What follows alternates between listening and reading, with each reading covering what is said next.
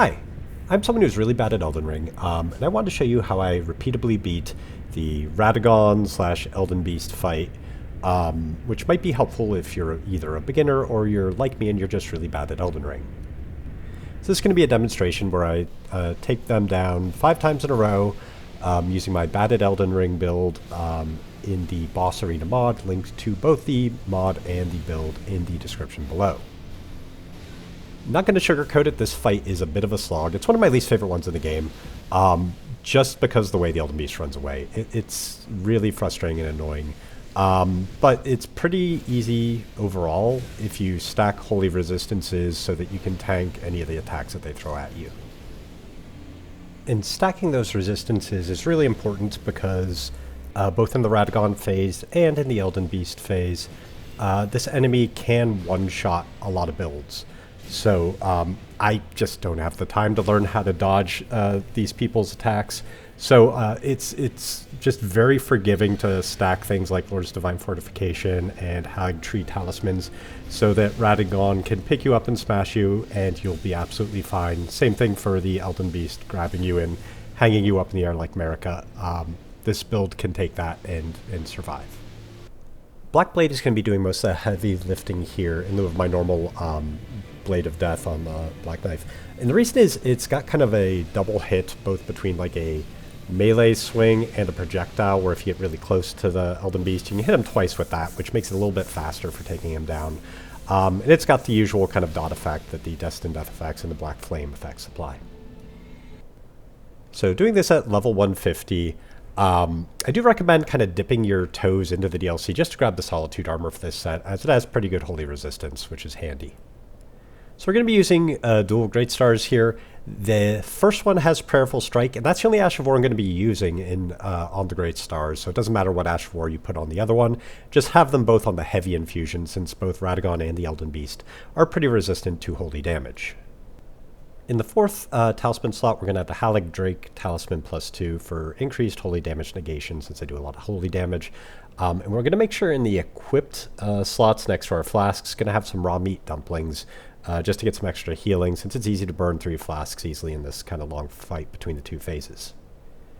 Then in the pouch, we're going to have some neutralizing boluses to get rid of the poison that's going to be caused by those raw meat dumplings when you eat one of those, and some starlight shards to kind of fulfill the same role for kind of FP replenishment. It's kind of nice to have FP regen going on in this long fight.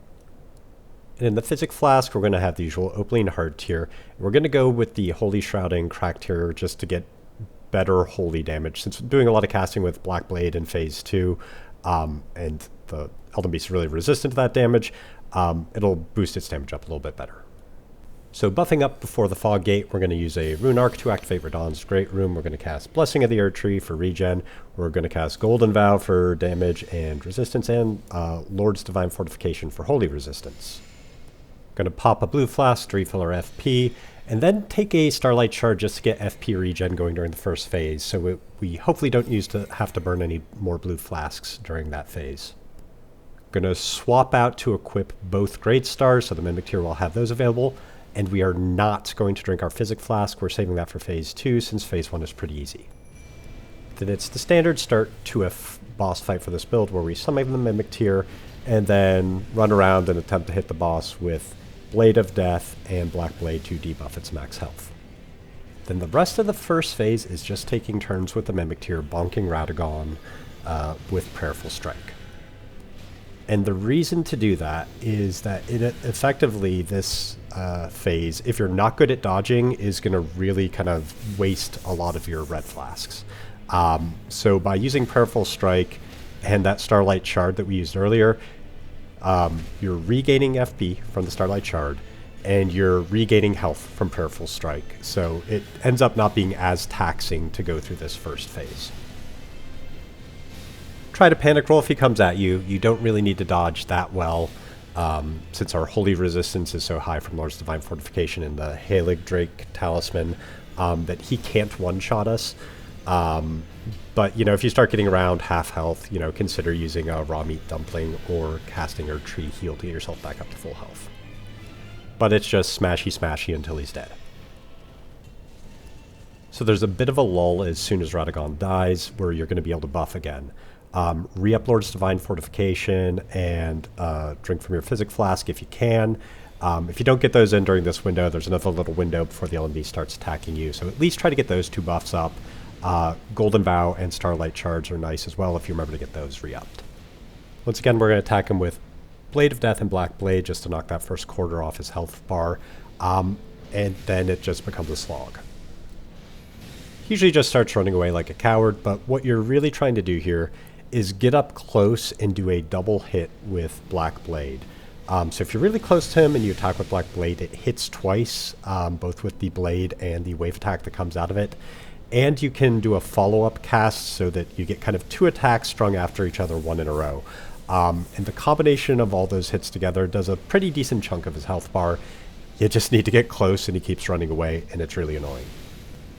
But do that enough times and he'll go down. Just keep an eye on your health bar. Heal with raw meat dumplings. If you're far away, make sure to have a neutralizing bolus to cancel that out. If he's close up and hitting you, use the red flask since they're a little bit faster. And kind of have this mental clock going in your head for re-upping Lord's Divine Fortification and Golden Vow. But it's essentially running after him and hitting him with Black Blade until he goes down. It just takes a while because of the running away. Like the first phase, our holy damage resistance is so high that he can't one-shot us. Even his grab attack, it's kind of a cool one that like Merrick is hanging from that arc and impaled. Even if he catches you with that and hits you with that, you're not going to die. As long as you're fully buffed up with Lord's Divine Fortification. So he's very tanky against us. We're very tanky against him. It's just, you'll win the endurance battle if you just keep it up and use Starlight Shards and raw meat dumplings to supplement your flasks. So yeah, feel free to continue watching me slog through this 5 more times. You have a lot of patience if you do. Thanks for watching. Bye.